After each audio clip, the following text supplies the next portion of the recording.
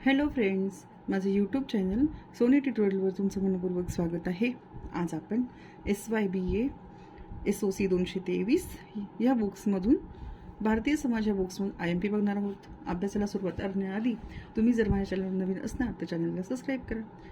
तुम्ही सबस्क्राईब केल्याने मला आणखी व्हिडिओ बनवण्यासाठी प्रोत्साहन मिळते आणि तुम्हाला माझ्या व्हिडिओची नोटिफिकेशन सर्वात आधी मिळते. व्हिडिओला लाईक करा आणि तुमच्या फ्रेंड सर्कलमध्ये शेअर करा. तर चला आता आपण अभ्यासाला सुरुवात करूया. हे IMP मी तुम्हाला 2026 मे जूनसाठी सांगत आहे.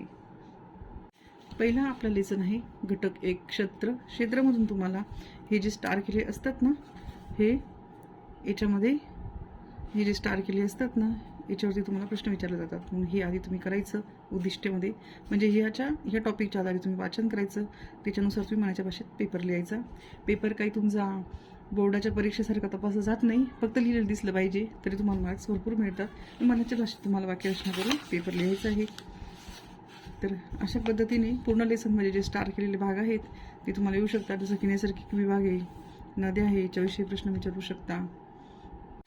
अशा पद्धतीने तुम्ही पहिल्या लेसनमध्ये जो योग्य वाटेल की तुम्ही टॉपिक्स वाचू शकता स्टारनुसार, आणि त्याच्यानंतर तुम्ही त्याच्यामध्ये त्याचा थोडा सारांश वाचून घ्यायचा आणि त्याच्या शब्दाचे अर्थ लक्षात ठेवायचे, म्हणजे तुम्हाला वाक्यरचना करायला सोपं जाईल. नंतर आहे घटक क्रमांक 2 वंशसमूह. याच्यामध्ये सुद्धा तुम्हाला महत्त्वाचा लेसन आहे. तर दुसरा स्टार केलेले याच्यावरती विचारतील, मग ते फिरून विचारतात प्रश्न, उत्तर तेच असतं, फक्त वाक्यरचना बदलवून ठेवतात. तर वंश म्हणजे काय, व्याख्या व संकल्पना, मग हा प्रश्नसुद्धा तुम्हाला येऊ शकतो. आपण करून जायचं तुम्ही. ते याच्यात जे तुम्हाला वाटेल ते स्टार केले तुम्ही वाचून जायचे फक्त, त्याच्यात तुम्हाला कोणताही प्रश्न येईल.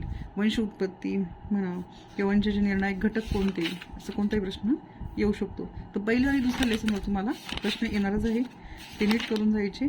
प्रश्न आहे घटक आहे तिसरा भाषा. याच्यावर तुम्हाला हा तर येऊ शकतो, पण तरी तुम्ही प्रत्येक लेसन वाचून गेले पाहिजे. कोणत्याही लेसनवरती तुम्हाला फिरून प्रश्न विचारू शकता. सर्वात जास्त मान्यता पहिल्या दुसऱ्या लेसनला असते, त्यातून येतच प्रश्न तुम्हाला भाषेचे वर्गीकरण व भाषिक संबंध, वर्गीकरण, विविधतेतून एकता, भाषिक संबंध. तर भाषेवर पण येऊ शकतो. तसं तुम्हाला 5 प्रश्न असतात, तर तुम्हाला 4 लिहायचे असतात. ऑप्शन असतं, म्हणून तुम्हाला सर्वच प्रश्नाचे उत्तर येतील, फक्त तुम्ही नीट अभ्यास करून गेले पाहिजे. नंतर पुढचा लेसन आहे धर्म. मग धर्मामध्ये धर्माविषयी विचारलेलं आहे, काही हे जे स्टार केलेले मुद्दे असतात त्या आधारे तुम्हाला प्रश्न विचारला जातो.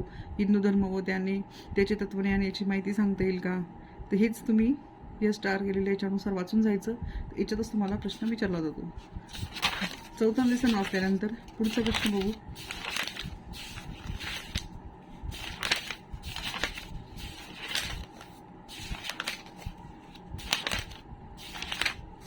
कुटुंब व कुटुंबाचे प्रकार.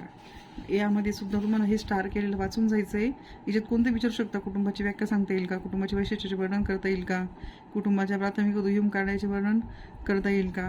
तर हे मुद्दे तुम्ही लक्षात ठेवायचे. कुटुंब म्हटल्यावर तर सोपीच भाषा आली, त्याच्यात तुम्ही मनाच्या भाषेत छानरित्या लिहू शकतात. नंतर कुटुंब म्हणजे सोपाच विषय झाला. पुढचा आहे विवाह व त्याचे प्रकार. हे पण सोपंच आहे लेसन. याच्यात विवाहाविषयी आहे, तर आपल्या दैनंदिन आयुष्यातलेच विचारलं आहे त्यांनी. विवाहाविषयी आपण लिहू शकतो. मग हे स्टार केलेले आहे, याच्यानुसार तुम्ही वाचून आपल्या मनाच्या भाषेत सहजरित्या तुम्ही उत्तर लिहू शकता. त्यात अवघड काहीच नाही आहे, फक्त अभ्यास करणार तर सोपं जाईल, नाहीतर तुम्हाला अवघड जाईल. जे शब्द तुम्हाला वेगळे वाटतात त्याच्यामध्ये तुम्ही थोडे कधी कोणत्या याचे कधी कोणत्याचे नावं असतात वेगवेगळे, ते तुम्ही लक्षात ठेवायचे. जसं की एखादी शास्त्रज्ञ असतो, त्याच्या नावावरती काही विचारलं जातं, त्याविषयी मग तुम्ही लक्षात ठेवायचं की त्याची माहिती काय आहे. आता हे भाषिक शब्दार्थ हे सगळे तुम्ही लक्षात ठेवायचे.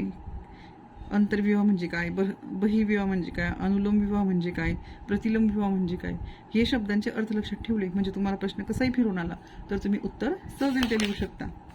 आता नाती गोती घटक क्रमांक 7. त्याच्यामध्ये तुम्हाला नाती गोती विचारलेलं आहे. हे पण सोपंच आहे, तर तुम्ही वाचून जाणार आणि ते शब्द जर वेगळे असले त्याचे अर्थ लक्षात ठेवणार, तुम्हाला सहजरित्या येईल. तुमचा लेसन आहे 8 भारतातील नाती गोती. तो पण त्याच्यावरती जाईल, तर ते पण तुम्ही व्यवस्थित वाचून जायचं. कोणता पण प्रश्न येऊ शकतो त्यातल्या मुद्द्यावरती, आला तर येईल एखादी प्रश्न त्यावर. नंतर पुस्तक दुसरं चालू होतं, तर पुस्तक दुसऱ्यामध्ये पहिला जो लेसन असतो त्याच्यावरती प्रश्न येतोच पहिल्या आणि दुसऱ्या लेसनवरती. तर क्षेत्रीय विविधता व मूळ. तर हा व्यवस्थित करून जायचा. घटक क्रमांक 1 याच्यात पण स्टार केलेले मुद्दे लक्षात ठेवायचे, त्या आधारे तुम्हाला प्रश्न विचारले जातात. तर मग तुम्ही जाती व्यवस्थेचे वैशिष्ट्य स्पष्ट करा किंवा मग कोणत्याही मुद्द्यावरती तुम्हाला येऊ शकतो, तर तुम्ही हा लेसन नीट करून जायचा. दुसऱ्या प्रश्न याच्यातला पहिला लेसन. नंतर जाती सातत्य व बदल, घटक क्रमांक 2 त्याच नावा शब्द झाला काय जातीचाच, आणि आपण जाती सातत्य व बदलमध्ये, तर तुम्ही हा सुद्धा करून जायचा. तर याच्यात तुम्हाला याच्यावरती पण प्रश्न विचारला जाईल. दुसरा लेसन पण नीट करून जायचा. कोणते प्रश्न विचारतील त्याच्यात सारांश वाचून घ्यायचं. अभ्यासाला जर उशिरा लागले तर तुम्ही पटापट लेसन वाचायचे, त्यांचे सारांश वाचायचे, त्यांची उद्दिष्ट वाचायचे, ठळक ठळक जी तुम्हाला IMP मी सांगितली ती वाचायची, तर पटकन तुमचा अभ्यास होऊन जाईल. अनुसूचित जाती आणि इतर मागासवर्ग, घटक क्रमांक 3 याच्यात आला तरी येऊ शकतो प्रश्न, पण तरी याचा पण अभ्यास करून जायचा. आलाच जर कधी तर तुम्हाला लिहिता आलं पाहिजे मनाच्या भाषेमध्ये. नंतर आहे भारतातील वर्ग श्रेणी. तर याच्यामध्ये वर्ग श्रेणी, व्याख्या, प्रकार, वैशिष्ट्य, मग हे सर्व हेच स्टार केलेले मुद्दे 1 2 3 4. मग हे वर्गाची व्याख्या काय करता येईल, वर्गाची वैशिष्ट्य सांगता येईल का, करून जायचं. आला तर येऊ शकतो, नाहीतर नाही. नंतर आहे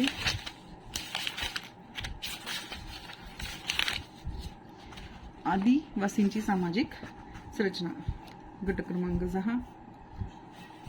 आदिवासी लेसन आहे ना, याच्यावर येऊ शकतो प्रश्न, म्हणून आदिवासीचं करून जायचं. त्याच्यावरती कोणताही प्रश्न विचारू शकता. मांडिया गोड, संक्षिप्त इतिहास, निवास विवाह, आदिवासीचं लेसन करून जायचं. याच्यावर येऊ शकतो प्रश्न, 100% येऊ शकतो, म्हणून करून जायचा. याच्यात वेगवेगळे शब्द आहे, वारली वगैरे, निवास, काय काय वेगवेगळे शब्दांचे अर्थ आहे, हे सगळे लक्षात घ्यायचं. नाही समजलं शब्दार्थामध्ये जायचं. आणि मागच्या पण प्रश्न होते की ॲनालिसिस करा, त्यातून तुम्हाला लक्षात येईल आणखी कोणते प्रश्न विचारले होते. आदिवासी धर्माचे स्वरूप वगैरे,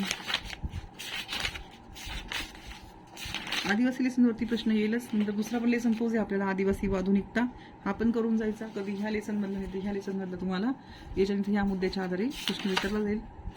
आदिवासीचं लेसन करून जायचं आहे व्यवस्थित. नंतर आहे पुस्तक 3 भारतीय खेडी, अर्थ व राजकारण. याच्यात पण पहिल्या लेसनमधले येईल भारतीय खेळाचे स्वरूप व प्रकार आणि खेळांची सामाजिक व धार्मिक स्थिती. तर मग हे 2 पहिले नीट करून जायचे. पहिले भारतीय खेळांचे स्वरूप व प्रकार व्यवस्थित करून जायचं त्याच्यावरती. तिसऱ्यामध्ये तुम्हाला येऊ शकतो प्रश्न. नंतर त्याचे पारिभाषिक शब्द वगैरे.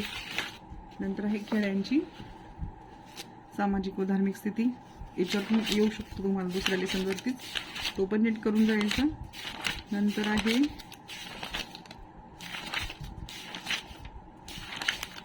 खेडे आणि राजकीय नेतृत्व, घटक क्रमांक 3. तर याच्यामध्ये सुद्धा तुम्ही व्यवस्थित करायचं आहे. तिसरा लेसन. खेड्यांवरती पण प्रश्न येऊ शकतो, सांगता येत नाही, म्हणून ते पण तुम्ही करून जायचं. त्याच्यात मग विचारू शकता पंचायती राज्याचे अपयश का वगैरे, असे मुद्द्यांच्या आधारे तुम्हाला विचारू शकता. स्टार केलेल्या याच्यावर शिवाय तुमचा प्रश्न कुठे जातच नाही, त्याच्यावरच प्रश्न येत होतो. महाराष्ट्रातील खेडी, मग त्याच्यामध्ये महाराष्ट्राची ऐतिहासिक पार्श्वभूमी, लेसन क्रमांक 4. महाराष्ट्रातील खेडी विषय विचारलेले आहेत. मग खेडीवरती पण एखादी प्रश्न येईलच तुम्हाला. मग मागचा लेसन म्हणा का हा लेसन म्हणा, दोघांमध्ये तोच विषय आहे. दोघांचं नीट वाचून जायचं. कोणत्याही याच्यावरती मुद्द्यावर तुम्हाला प्रश्न येऊ शकतो. नंतर आहे 5 ग्रामीण अर्थव्यवस्था. मग ग्रामीण अर्थव्यवस्था कशा पद्धतीची असते याच्यावर पण एक ऑप्शनमध्ये प्रश्न येईलच तुम्हाला. मग तुम्ही सगळं जर वाचून गेले व्यवस्थित तर तुम्हाला भरपूर ऑप्शन राहील, ज्याच्यात तुम्हाला चांगल्या प्रकारे आठवण येईल, लिहिता येईल आठवण उत्तर, ते तुम्ही निवडू शकता. म्हणून सर्व लेसनचे थोडे थोडे टॉपिक आणि मुद्दे आणि त्याचा अर्थ लक्षात ठेवला आणि शब्दांचा अर्थ की तुम्ही सहजरित्या मनाच्या भाषेत वाक्यरचना करू शकता. फक्त तुम्ही पेपरमध्ये छान लिहिलेलं दिसलं पाहिजे, तर तुम्हाला त्या आधारे भरपूर मार्क्स मिळतात. कोरा पेपर असला तर मार्क्स नाही मिळणार, तर तुम्ही लगेच पहिल्याच वर्षी पास होऊन जाणार. शहरी अर्थव्यवस्था, याच्यामध्ये सुद्धा तुम्हाला शहराची व्याख्या व स्वरूप, शहराचे निकष, मग शहराबद्दलही तुम्हाला एक प्रश्न येऊ शकतो. मग शेवटचा लेसन पण नीट करून जायचा शहराचा, त्याच्यावरती तुम्हाला प्रश्न विचारला जाऊ शकतो,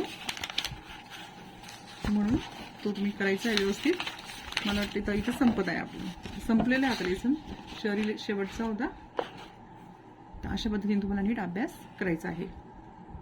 तरी सर्वांना माझ्याकडून बेस्ट ऑफ लक पेपरसाठी. सर्वांनी पेपर छान लिहायचा मनाच्या भाषेत.